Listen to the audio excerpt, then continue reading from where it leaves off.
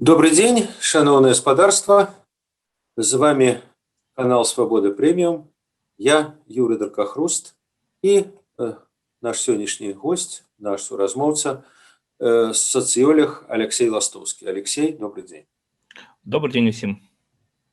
Тема нашей сегодняшней гутаркі – гэта другая сусветная Великая Отчинная война и белорусская национальная идентичность.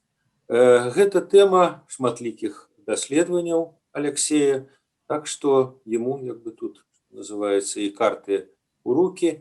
И мы будем говорить не столько про сами по себе падзеі великой даўніны, а про тое, як у нечым тыя падзеі жывуць дагэтуль и актуальны дагэтуль для беларускага грамадства.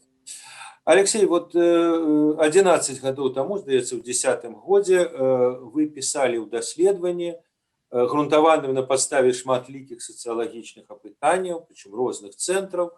Я процитую. «Гістарычная памяць пра Великую Отчинную войну з'яўляецца ключавой для фармавання беларускай нацыянальнай ідэнтычнасці, найбольш устойлівым і артыкуляваным комплексам ва ўяўленнях пра мінулае жыхароў Беларусі». 11 гадоў. Даўно, вайна яшчэ далей у мінулае, але ці захавалася актуальнасць гэтай тэзы сёння? А можа, гэты чыннік нават і ўмацаваўся? Так, сапраўды, гэты тэкст быў апублікаваны 11 год таму, і ён грунтаваўся у першую чаргу на даследаванні Інстытута сацыялогіі тады.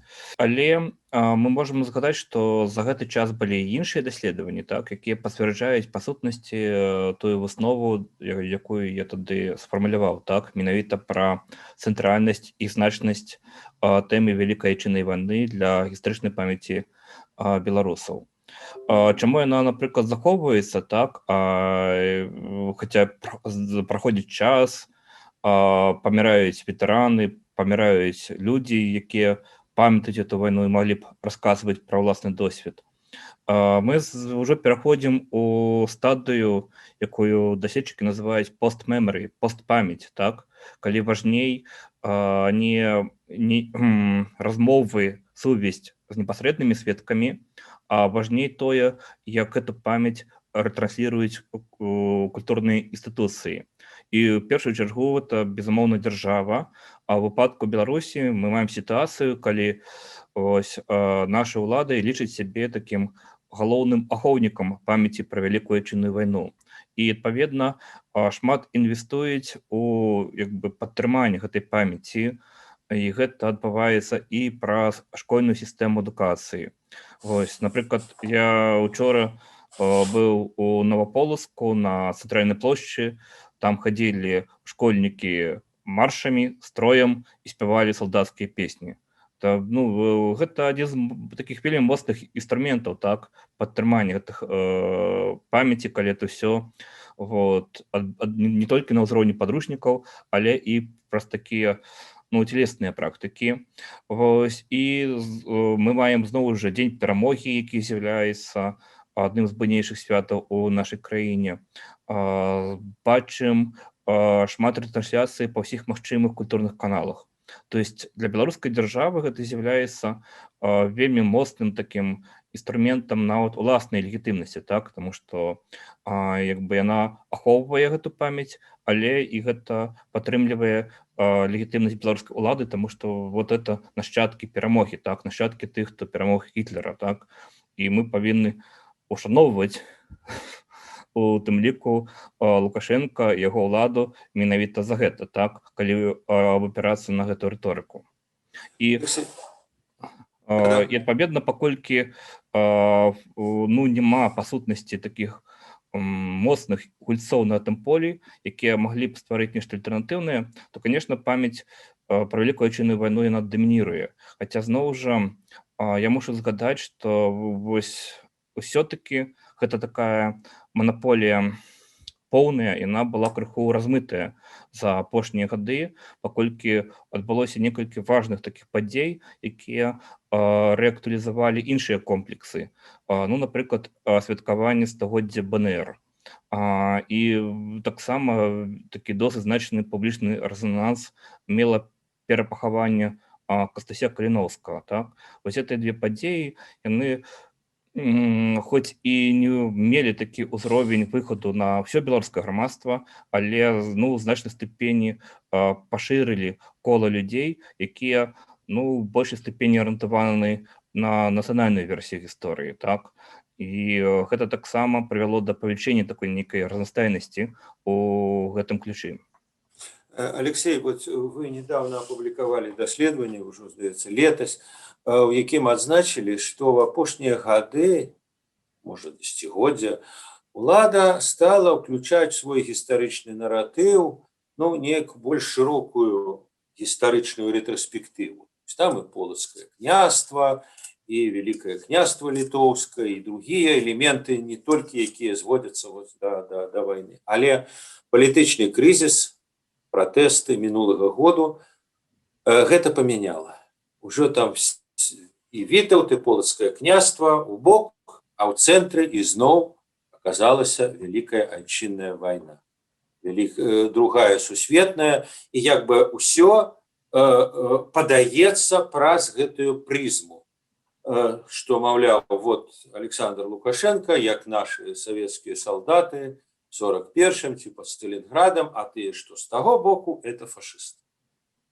Хотя варта сказать, и тут вот якраз у меня пытанне да вашей тэзы про так мовіць, такую моц прапаганды, што і другі бок палітычнага супрацьстаяння апелюе да аналогіяў таксама той вайны.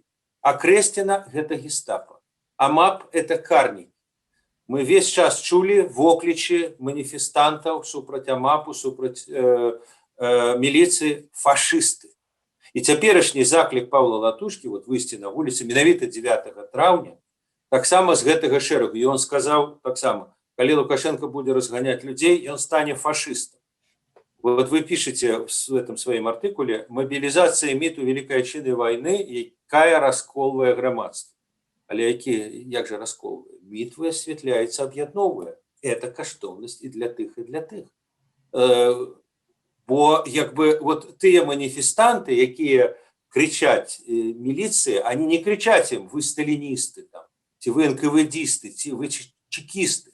Хотя у тых на сумленні мы ведаем, што фашисты. Чаму вот это выгукаецца? Так вот это аб'ядноўвае ці раз'ядноўвае? Добра, я тады трошечку яшчэ вярнуся да самага пачатку пытання, так, паколькі оно было доўгім і нават з некалькі частак. Так, прабачце.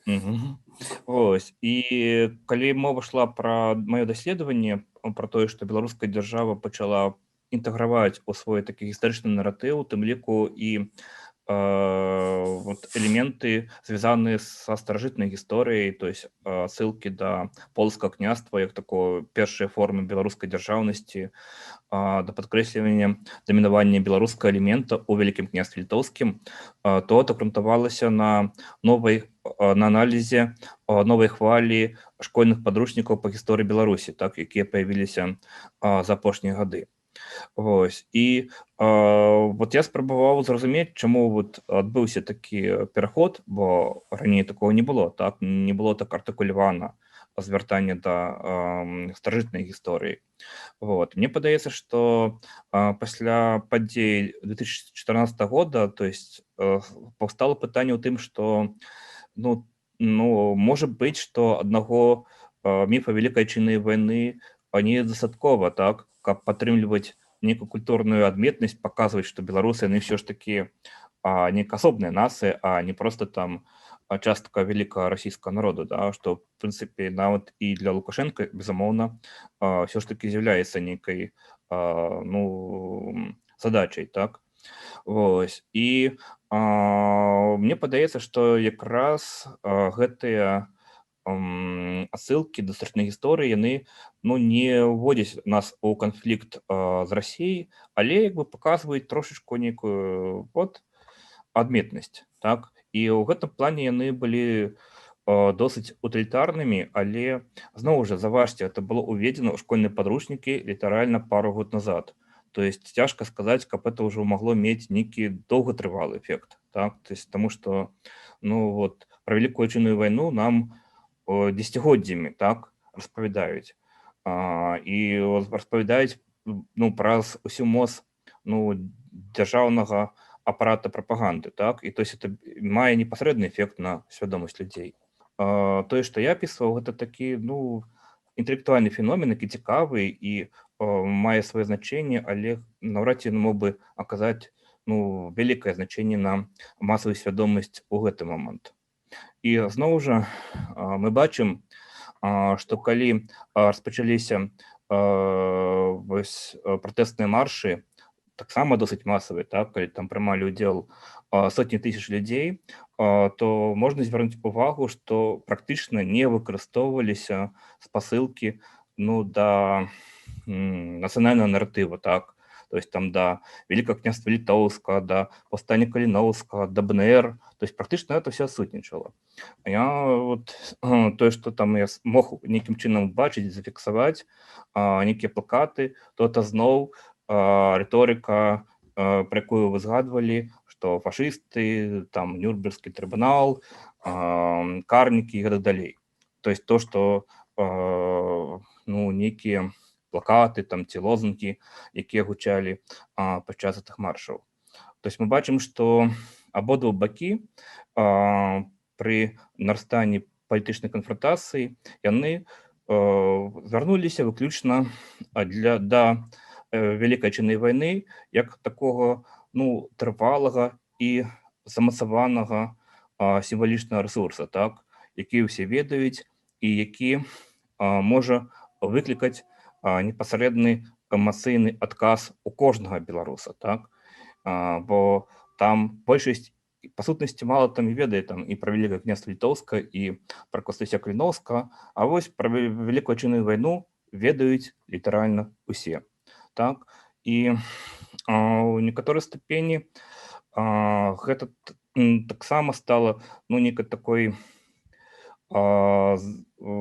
заганнай, так, то есть тым шляхам, па якому пайшлі неправільна, паколькі замест палітычнай аргументацыі, разбіральніцтва з нейкімі справамі штодзённасці, ўсё пачынае перакотвацца ў такую сімвалічную барацьбу з выкарыстаннем такіх досыць карыкатурных вобразаў. І гэта, конечно, хутчэй адказ ад, можна сказаць, палітычнай камунікацыі, так, якая б могла б нейкім чынам вырашаць гэта супрацьстаянне. Таму што калі абодва бакі аперыруюць вобразамі фашыстаў, так, то безумоўна, што ні пра які дыялог паміж імі мова ісці не можа, так. І гэта зноў жа стала адным з такіх вынікаў завастрэння супрацьстаяння на тэме Великой Отчинной войны. Алексей, а вот ведаеце, вот эта теза даволі вядомая про тое, што прапаганда, і сапраўды у Беларусі Великая Отчинная война лезне з кожнага прасу. Але вот я человек не малады, и я памятаю, что в советские часы, когда я был школьником, побач с Великой Отчинной войной, а может быть и нават вышэй, стояла революция и громадянская война. И это была не только пропаганда. Куджавовские комиссары в пыльных шлемах склонятся молча надо мной, и шмат что. И вокруг этого так само было, так сказать, как бы велизарная такая инфраструктура идеологическая. Все зникло, померло, нема и следа. Причем ни в Беларуси, ни в России.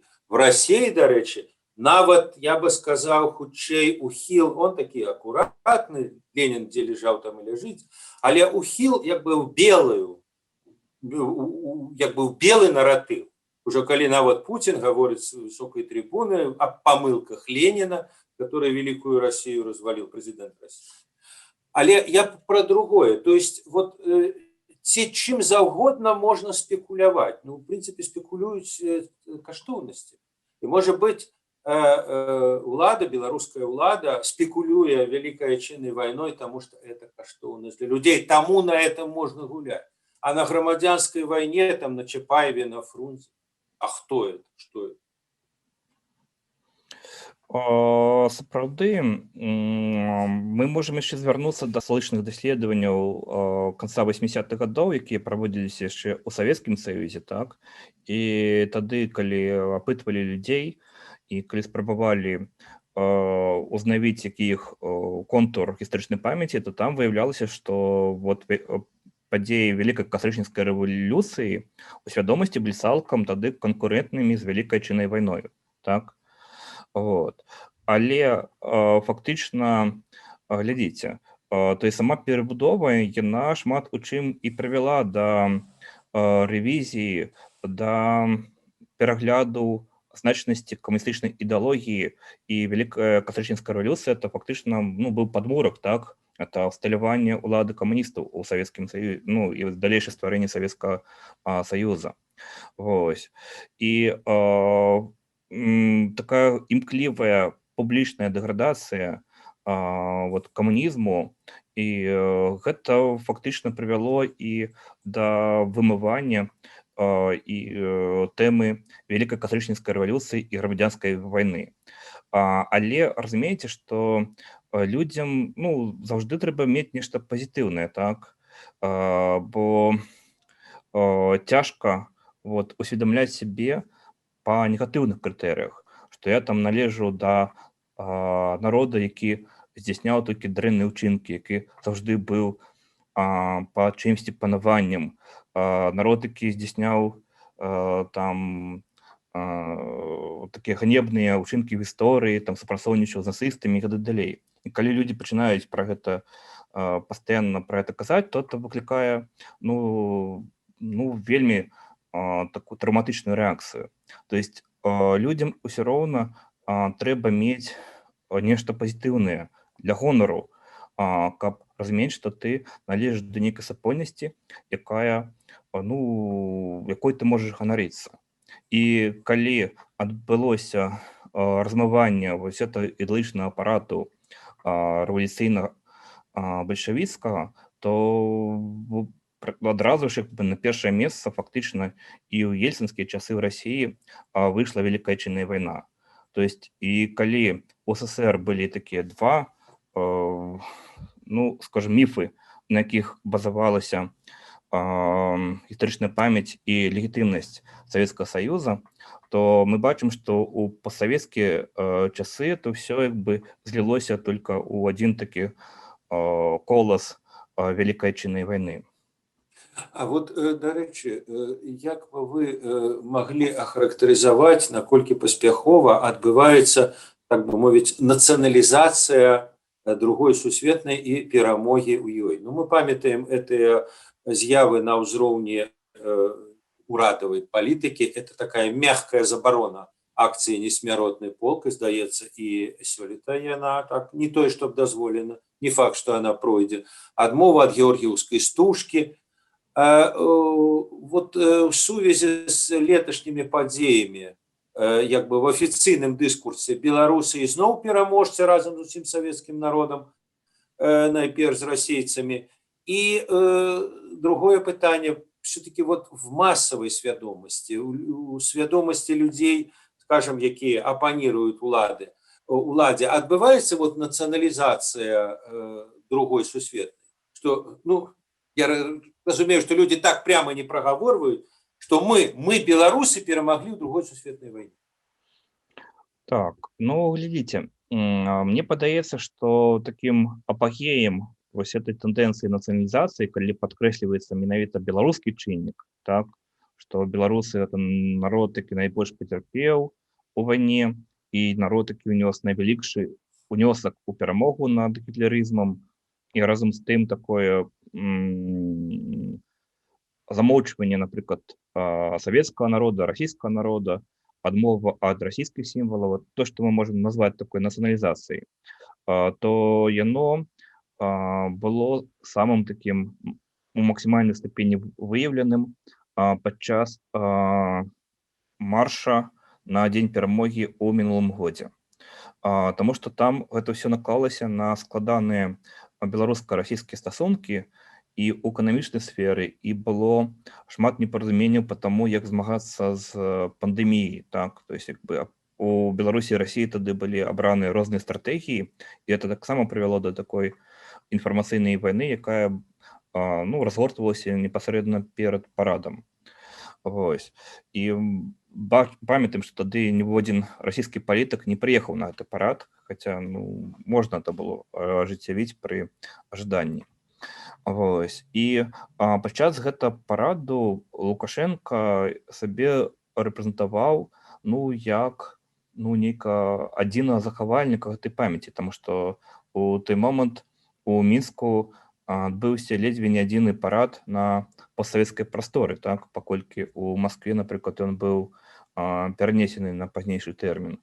І калі глядзець трансляцыю з парада, то бачна, што это спроба звароту да шырокай постсавецкай аўдыторыі, што это была спроба замацаваць Беларусь ну ўжо у не толькі як бы ў ролі такой адасобленай, а ў ролі галоўнага народа пераможцы, які захоўвае гэту памяць найлепшым чынам і на якого мусіць арыентавацца все постсавецкія народы. Это была такая ну, спроба узняцца на ўзровень вышэй, выкарыстоўваючы вось такія экстрэмальныя умовы Так бы пандэміі. мовіць, Лукашенко Сталін сегодня. Не, ну тут пра іншае я кажу. Вось. І мы бачым, што па сутнасці гэта апынулася вялікім правалам. Так? Мы маем некалькі фактараў, так?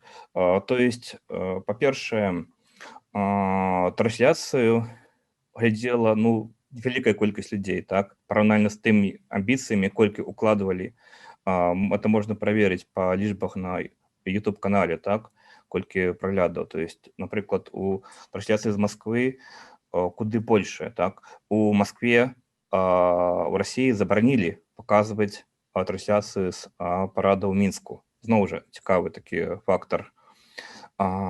І іншы момант, што мы маем таксама такі правал у падтрымцы Лукашэнкі ў масавай свядомасці беларусаў, які у значнай ступені быў звязаны з абранай стратэгіяй барацьбы з пандэміяй. І гэта было вельмі адчувальна вясною. І таму, па сутнасці, вось гэта правядзенне параду, яно зусім не дало тых вынікаў, якія чакаліся, а наадварот прывялі, як не дзіўна, да ну, яшчэ большага падзення падтрымкі прэзідэнта у масавай свядомасці, і што, конечно, зноў жа стала адным з такіх важных чыннікаў для палітычнага крызісу ўжо ўлетку 2020 года. Ну, а вот цяпер як бы все перевернулось, цяпер ізноў для, скажем, у межах афіцыйнага дыскурсу мы з Расіяй, мы разам з Расіяй перамаглі. Так, да, сапраўды. Але, як я ўжо сказаў, это было такім вот нейкім апагеем нацыяналізацыі і вот далейшы палітычны крызіс, і выявілася, што па сутнасці такім самым надзейным саюзнікам для Лукашэнкі все роўна з'яўляецца Расія, так? То есть асабліва нікуды не падзенешся ў такой крытычнай сітуацыі. І гэта ну, прывяло да вот, згортвання ў значнай ступені вось такой рыторыкі, характэрнай, ну, напрыклад, для вясны 2020 года. То есть калі мы звернемся ўжо да палітычнай мабілізацыі у канцы лета, увосень 2020 года, то мы бачым, што это ўжо хутчэй апеляцыя да агульнасавецкіх такіх стэрэатыпаў, міфалагем, то есть ўжо масова там ужо так заціраецца крыху беларускі чыннік. Наколькі у асяроддзі палітычнай апазіцыі былі спробы нацыяналізацыі, то есть я асабліва іх не заважаў, так. То есть зноў жа я заважаў толькі такі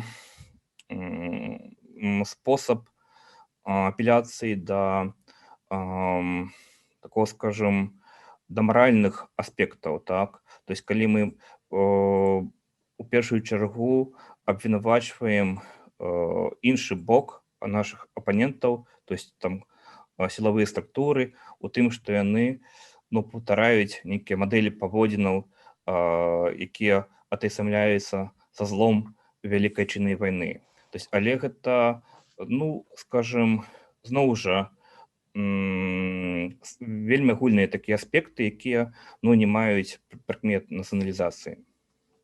Алексей, вот я просил бы вас прокомментовать совсем недавний сюжет. Это Генеральная прокуратура распачала крымінальную справу аб геноцидзе беларусаў падчас Другой сусветнай войны.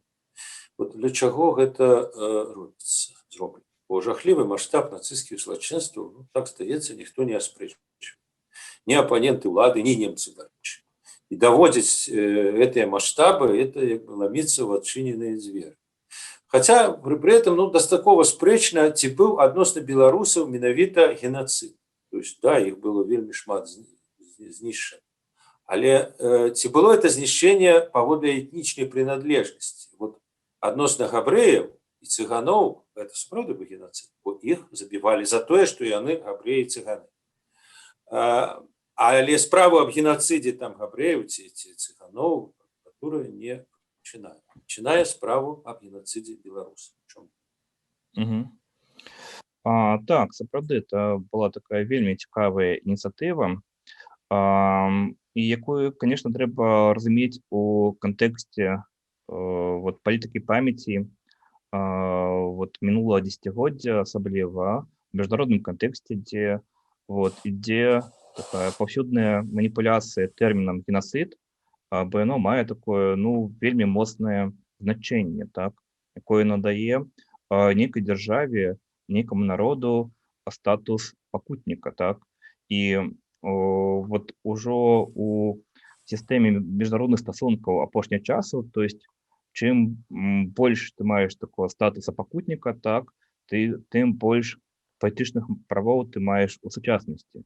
І пачынаецца такія гульні, калі многія народы спрабуюць прэтэндаваць на тое, што яны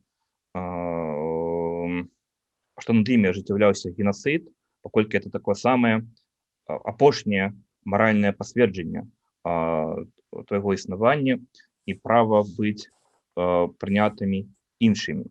І ў першую чаргу это так адчувальна для народаў усходняй Еўропы, балтыйскія краіны таксама павялі размову пра тое, што над імі ажыццяўляўся геноцид. Зноў жа, гэта адбываецца з такім размываннем пачатковага тэрміна, так? Калі мы памятаем, што пачатковай версіі, дарэчы, стваральнікам этого тэрміна быў ураджэнец Ваўкавышчыны Рафал Лемкін, так, наш земляк. І тады мова ідзе ўсё ж такі па вынішчэнні па дакладных прыкметах, там, этнічных, рэлігійных і гэтак далей. То есть, зноў жа, Украіна апошнія дзесяцігоддзі вядзе актыўную барацьбу за тое, каб Галадамор быў прызнаны у якасці менавіта геноцида.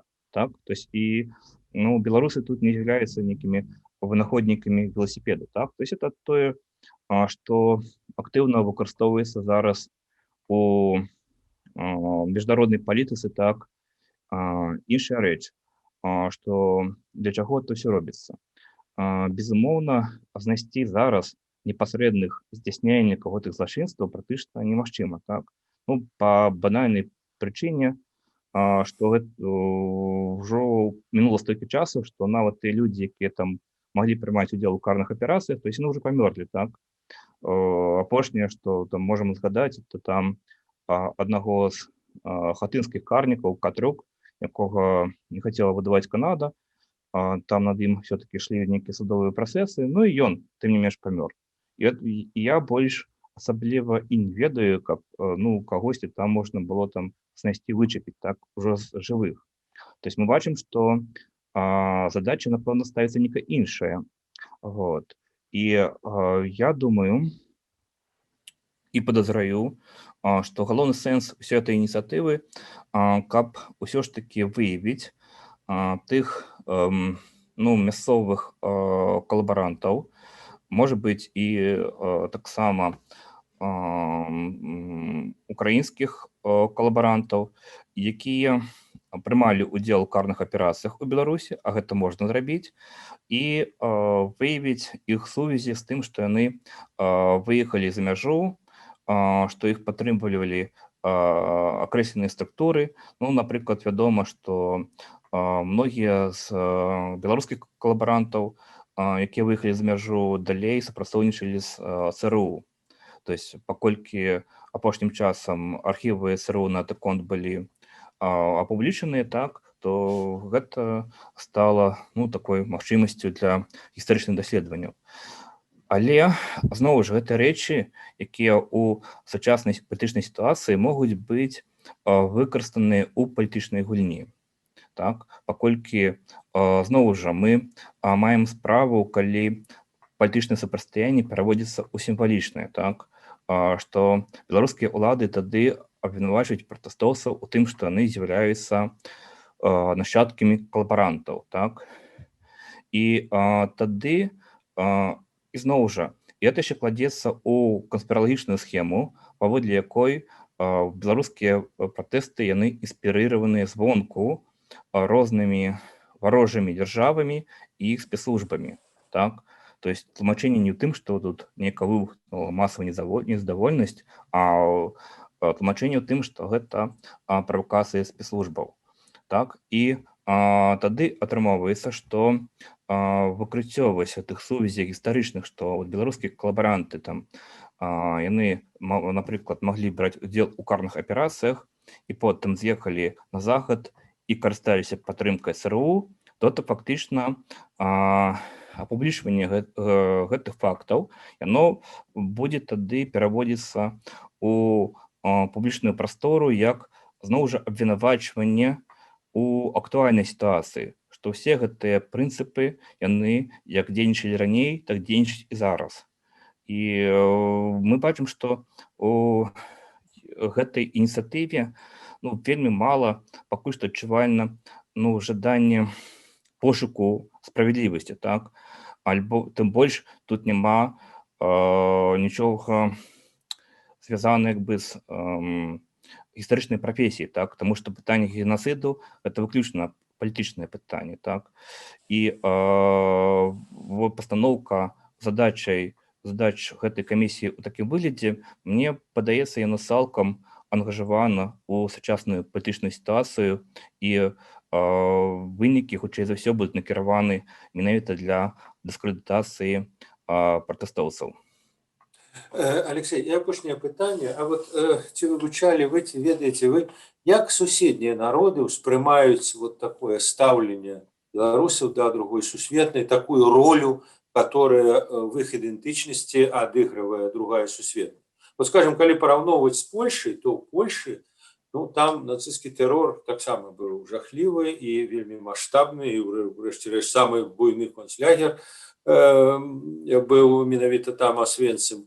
І, дарэчы, менавіта ў Польшы ў найменшай ступені, менавіта да нацысцкага рэжыму, у найменшай ступені змянілася стаўленне. Так, яны гавораць пра ролю СССР у распальванні другой сусветнай вайны, але як бы в ацэнках нацысцкага рэжыму Трэцяга рэйха Гітлеру там абсолютно нічога не змянілася. І тым не менш, вот в Польшы другая сусветная, при всей важности, вот нацыўтваральным чыннікам, як Беларусі, не з'яўляецца. Вот іх не здзіўляе беларускі феномен? Ну, па-першае, калі казаць не толькі пра палякаў, пра іншыя народы, то тут стаўленне залежыць ад таго, наколькі у якой ступені там праяўлены вот этот міф Вялікай Адчайнай вайны. Бо, напрыклад, для рускіх гэта служыць адным з такіх матораў сімпатыі да беларусаў, так, таму што гэта тое, што вот з'яўляецца нейкім такім агульным каштоўнасным базісам. Я сам як бы па рэакцыях нейкіх простых расіян гэта бачыў. Вось. Для многіх украінцаў, бо там вельмі складаная сітуацыя, то есть таму што вялікая частка насельніцтва зноў жа па-ранейшаму падтрымлівае савецкі міф Вялікай Адчайнай вайны, нават уже такой украінізаванай версіі, вот, незважаючы на то, што там як бы была такая канцэнтраваная гістарычная палітыка, якая спрабавала рэвізаваць, перагледзець гэты міф. Тым не менш, вялікая частка ўкраінцаў па-ранейшаму захоўваецца вось у гэтай парадыгме вялікай адчыннай вайны, і зноў жа яны таксама гэта служыць нейкім такой асновай для такого культурнага паразумення, можна сказаць. Што казаць пра палякаў, то гэта гістарычная нацыя, так, у якой вельмі моцны такі дзяржаўны падмурак свядомасці, які заходзіць каранямі ў ранняе сярэднявечча, так. Гэта нацыя, якая заўжды апеліравала да сваёй дзяржаўнасці, нават у часы, калі Рэч Паспалітая была падзеленая на часткі, так. Але зноў жа заўважу, што і для Польшы Другая сусветная вайна з'яўляецца вельмі моцным чыннікам гістарычнай памяці, так.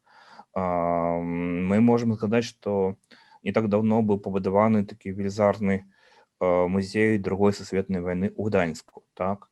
Для Польшы і асабліва для Варшавы вельмі вялікае значэнне мае Варшаўскае паўстанне 44-го года, так. І калі паглядзець на колькасць публікацый пра розныя гістарычныя тэмы, то і ў Польшы гэта тэма Другой сусветнай вайны з'яўляецца адной з самых важнейшых. Але, конечно, то там яна разглядаецца ў такой досыць простай парадыгме, так, паколькі, зноў жа, у Польшы, як вы правільна сказалі, была ў вельмі малой ступені выяўленая калабарацыя з нацысцкім рэжымам. Адзінае, што такім нейкім фактарам грамадскіх дыскусій для палякаў стала, па-першае, удзел польскіх грамадзян у знішчэнні габрэяў, так. І другі фактар гэта зноў жа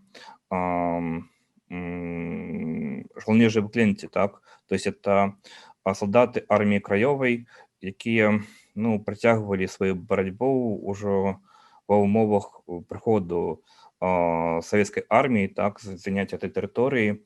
І вось стаўленне да іх дзеянняў таксама не заўжды з'яўляецца адназначным, так. Але магу сказаць, што у Польшы, пры тым, што там, конечно, ёсць такі моцны гістарычны падмурак, але відавочнае змяшчэнне акцэнтаў і цікаўнасці менавіта да падзей 20-го стагоддзя і ў першую чаргу Другой сусветнай вайны. Паглядзіце, напрыклад, чым займаецца Інстытут нацыянальнай памяці, так, асноўная дзяржаўная структура, якая мусіць праводзіць некую дзяржаўную гістарычную палітыку, так. У большасці публікацый мова якраз ідзе пра падзеі Другой сусветнай вайны, напрыклад. Ясна. Добра. Дзякуй вялікі, Алексей. Дзякуй, Юрый, за запрашэнне паразмаўляць.